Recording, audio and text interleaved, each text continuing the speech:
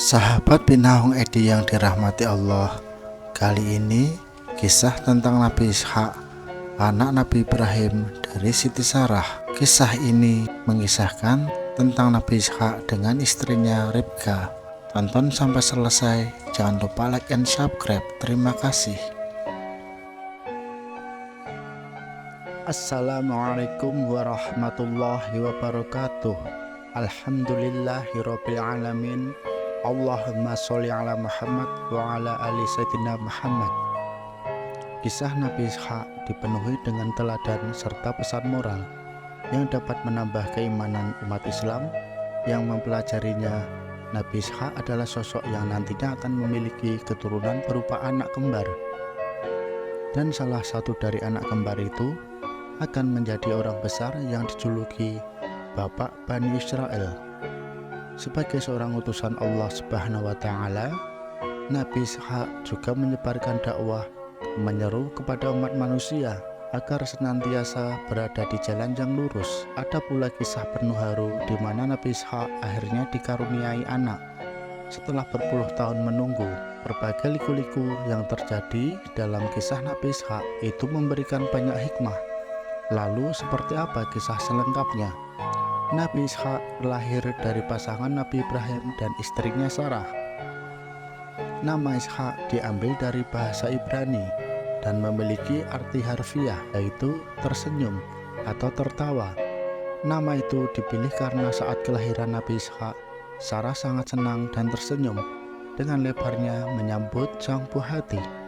Nabi Ishak diketahui pada tahun 1761 sebelum Masehi di kota Kanaan. Ia lahir saat kedua orang tuanya berada di usia senja, yakni saat Nabi Ibrahim berusia 100 tahun dan Sarah berusia 90 tahun.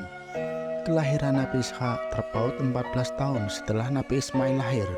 Dalam Al-Quran Surat Hud ayat 69-73 disebutkan bahwa terdapat tamu-tamu yang mendatangi Nabi Ibrahim.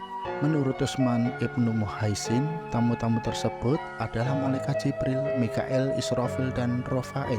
Mereka datang kepada Nabi Ibrahim untuk mengabarkan berita gembira kepadanya bahwa seorang putra akan terlahir. Ayat tersebut berbunyi, dan istrinya berdiri lalu dia tersenyum, maka kami sampaikan kepadanya kabar gembira tentang kelahiran Ishak dan setelah Ishak lahir. Surat Hud ayat 71. Mendengar kabar tersebut, Sarah sangat terkejut sekaligus senang karena pada saat itu Sarah sudah berada di usia senja. Lahirnya Nabi Ishak merupakan kebahagiaan tersendiri bagi Nabi Ibrahim. Ia berharap anaknya tersebut akan meneruskan dakwahnya di tanah Palestina. Nabi Ishak diutus oleh Allah Subhanahu wa Ta'ala untuk meneruskan perjuangan Nabi Ibrahim, yakni mendakwahi orang-orang Palestina yang masih menyembah berhala. Ia juga menyerukan perintah Allah yang lain seperti tauhid, menunaikan zakat, dan berbagai perbuatan baik lainnya.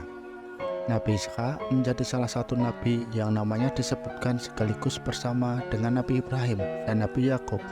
Surat Sa'ad ayat 45-47 yang artinya, dan ingatlah hamba-hamba kami Ibrahim, Ishak, dan Yakub yang mempunyai perbuatan-perbuatan besar dan ilmu-ilmu yang tinggi. Sesungguhnya kami telah menyucikan mereka dengan menganugerahkan kepada mereka akhlak yang tinggi, yaitu selalu mengingatkan manusia pada negeri akhirat. Sesungguhnya mereka pada sisi kami benar-benar termasuk orang-orang pilihan yang baik. Dalam pernikahan Nabi Ishak dengan wanita Irak, terdapat suatu masa di mana ibunda Nabi Ishak yakni Sarah meninggal dunia terlebih dahulu.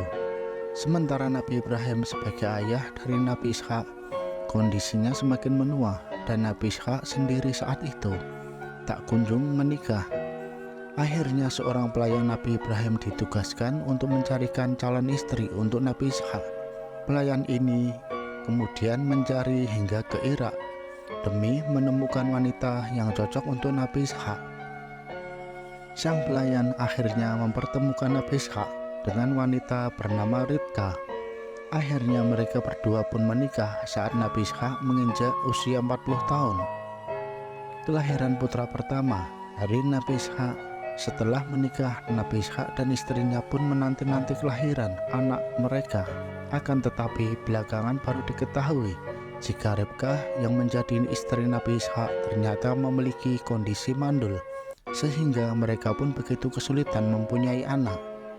Oleh karena itulah Nabi Ishak dan istrinya terus berusaha dan berdoa memohon kepada Allah Subhanahu wa Ta'ala agar dikaruniai keturunan.